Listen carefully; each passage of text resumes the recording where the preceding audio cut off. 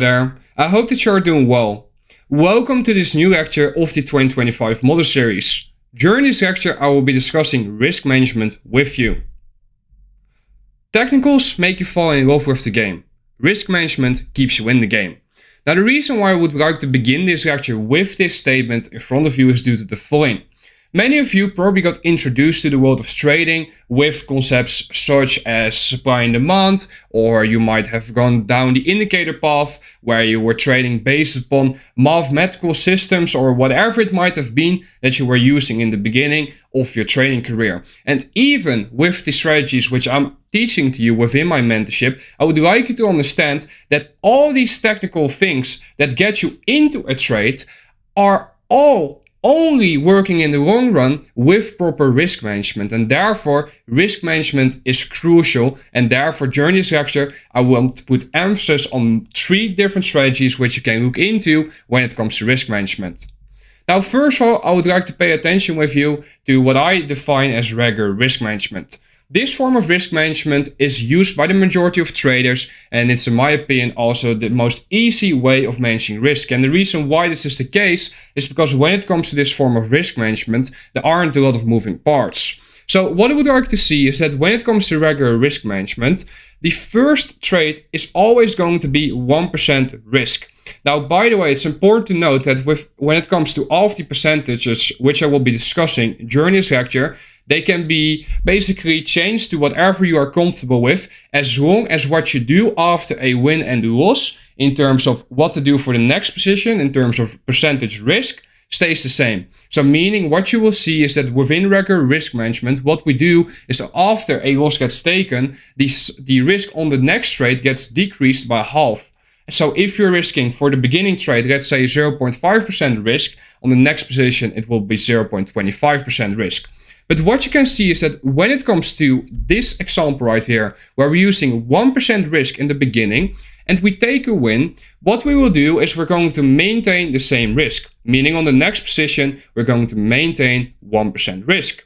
If we, however, take a loss and we have an idea which doesn't pan out as we had anticipated it to, we're going to decrease our risk to 0.5% risk on the next trade until the drawdown is recovered.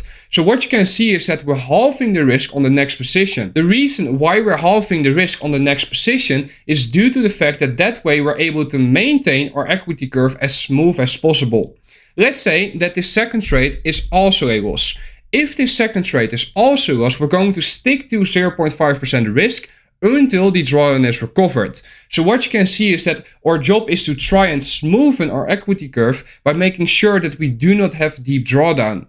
If the next trade, however, turns out to be a winner, we're going to go back to 1% risk on the next position, and the same cycle repeats itself, where we're going to begin with 1% risk and move from there on. Now, what I would suggest you to do is I would suggest you to take screenshots of all the different risk management strategies which I'm outlining to you during this lecture, and I would like you to think about which one suits you best, and that's the risk management strategy which I would suggest you to investigate. It's important to note that I'm not telling you to use these risk management strategies. I'm only sharing with you my personal suggestions when it comes to these type of risk management strategies and trading. Let us take a look at a hypothetical example of applying regular risk management. Here you can see a sequence of trades, and we're going to be walking through the sequence of trades. What you can see is that this trader applies a fixed 1 to 3 risk to reward. And I personally do not believe in fixed risk to rewards. I believe that risk to reward should be dynamic, meaning it should change trade by trade. However, some people use fixed risk to reward, and for the sake of me showing to you the power of regular risk management, we're going to be using that. So what you can see is that at the first trade, the beginning equity is $100,000. The risk on this trade is going to be 1%. The outcome of this trade is that it's a loser. Therefore, the result of this trade is approximately minus $1,000.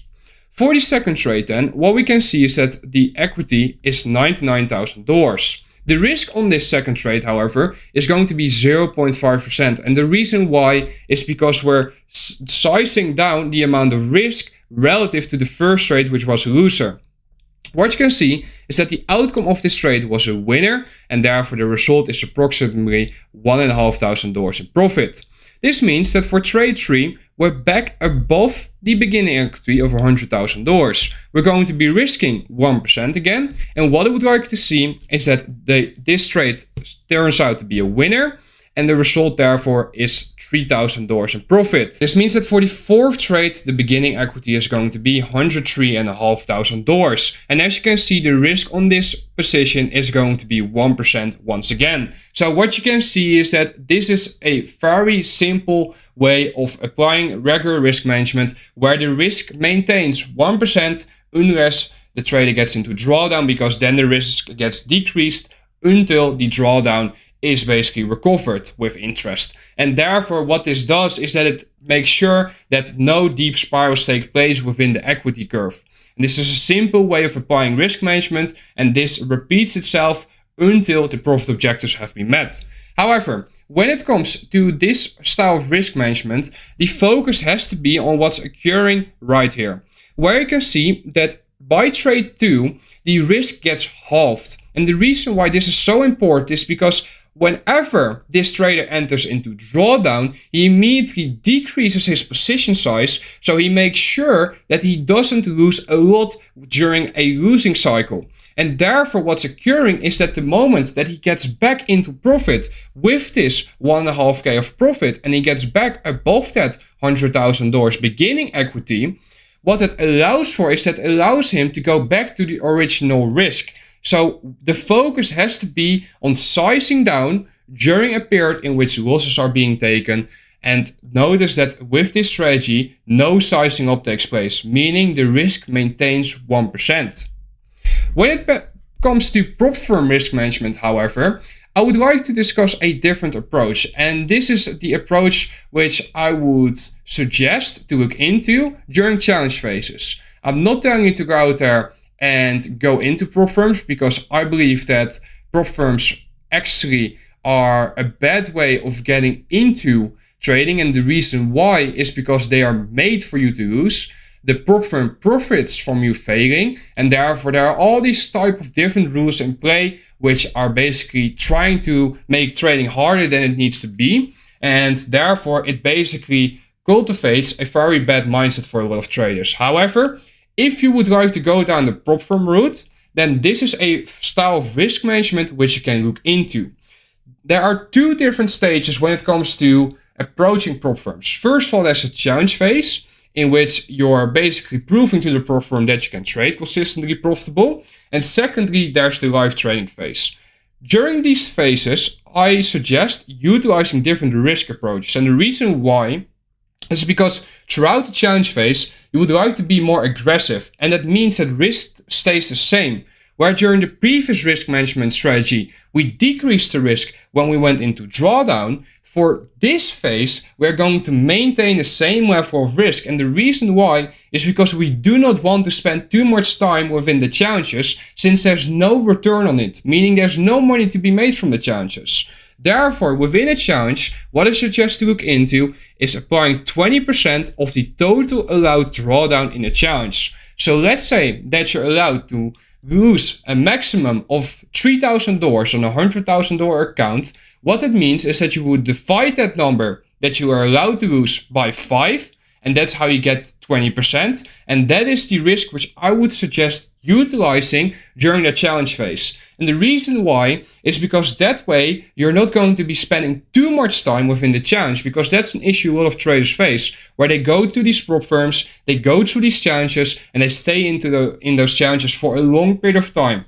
Eventually they get funded and they think they have made it, but they realize that there's no money that gets made the moment that you pass a challenge. And therefore you wasted all this time, whilst in reality you should be more aggressive throughout the challenge phases. Now when it comes to managing risk once funded on the prop firm, I would suggest the following approach to risk management, where the main focus should be on being conservative.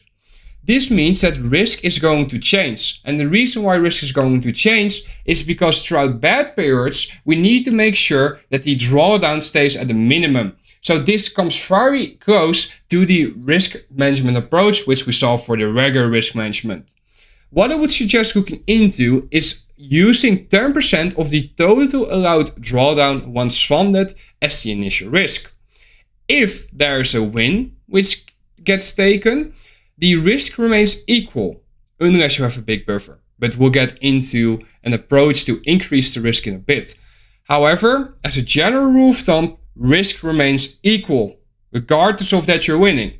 However, when you take a loss, I would suggest looking into halving the risk, meaning only using 5% of the total allowed drawdown until the drawdown which you're in gets recovered. So this approach comes very close to the regular risk management approach. However, please keep in mind that this is kind of different than the regular risk management approach because we're not using 1% of the total equity. Now we're using a percentage as our basically risk based upon the amount of drawdown which we're allowed to have. And the reason why is due to the following. Why regular risk management does not work on prop firms. 1% risk of a 100k funded account equals $1,000. If your total max drawdown is $3,000, it means that you are risking 1/3 of your max drawdown.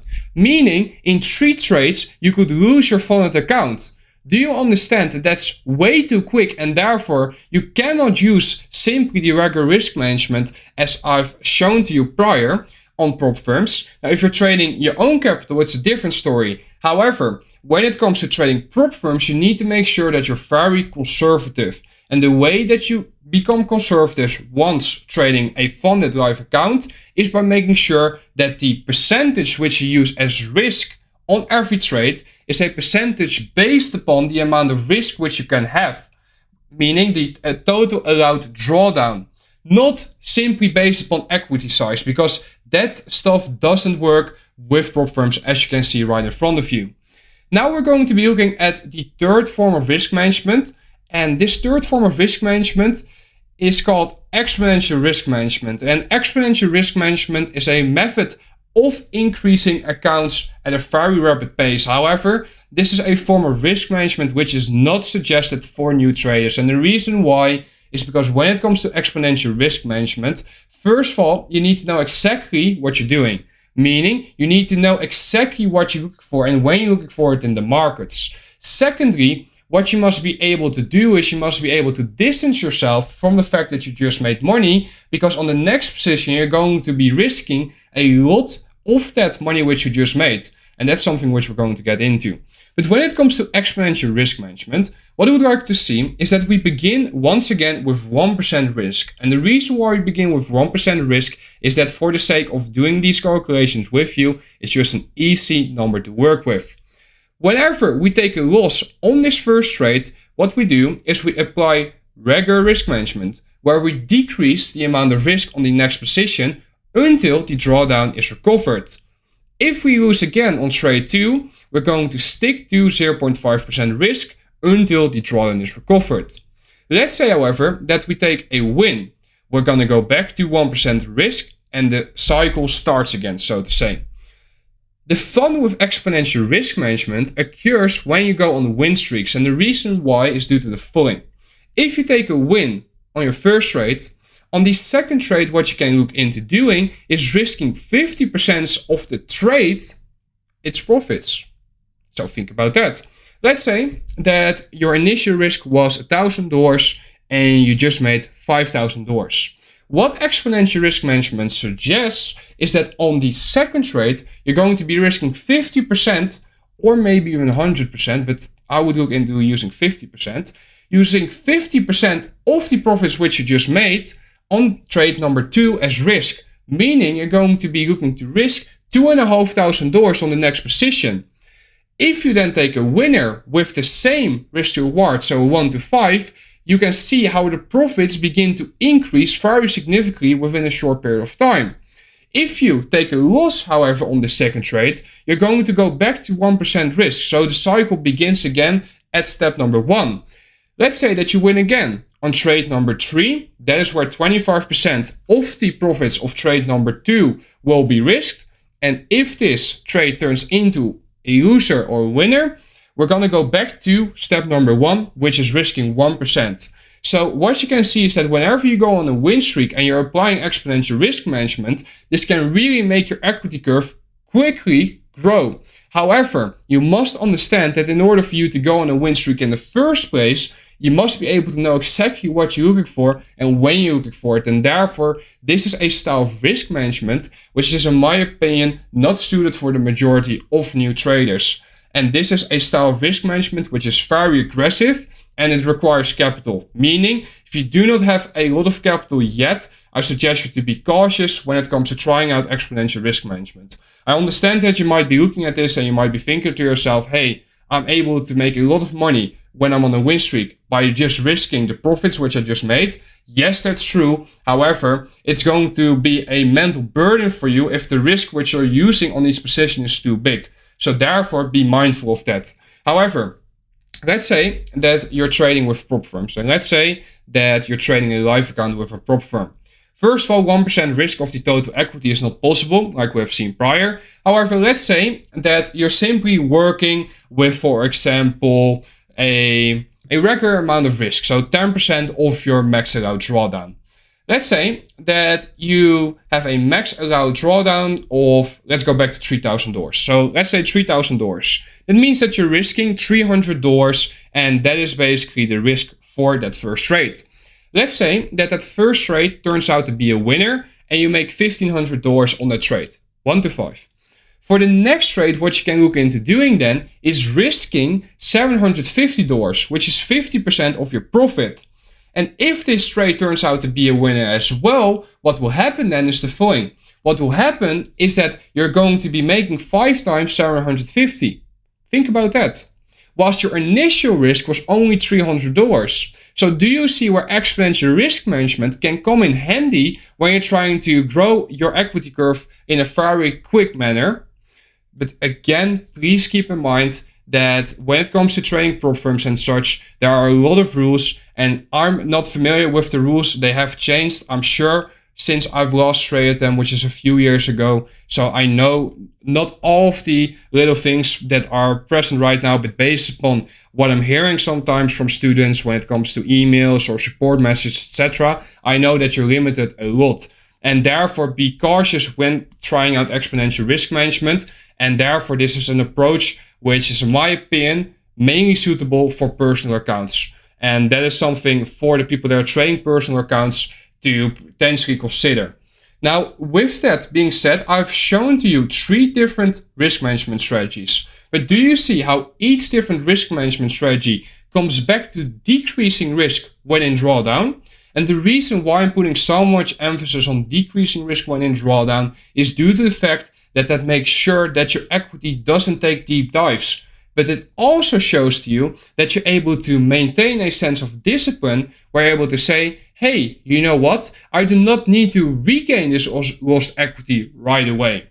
Now, if you would like to use exponential risk management, again, be cautious because it takes a lot of experience and you need to have a thick skin within your mind because you must be able to handle bigger numbers fluctuate. That takes time, guys. You don't immediately go to trading multiple minis when you just start out with trading. It simply doesn't happen. Therefore, that's why we always suggest begin with micros. And once you are comfortable with micros, you can consider on your own. I will never tell you to go out here and trade live money. However, if you decide on your own that you're ready to trade minis, that's when you consider trading minis as well. I hope that this lecture has provided you with a good insight on different risk management strategies, which I personally use, except the prop firm ones, of course. And I hope that you have gotten a great deal of insight on when it comes to navigating risk management accordingly. I want to thank you for watching this lecture all the way to the end. After this lecture, we're going to be diving into different delivery profiles for the different sessions from London all the way to New York PM. And I will be sharing with you specific algorithmic signatures to look for during those sessions. I look forward to speaking to you in the next one. Be safe.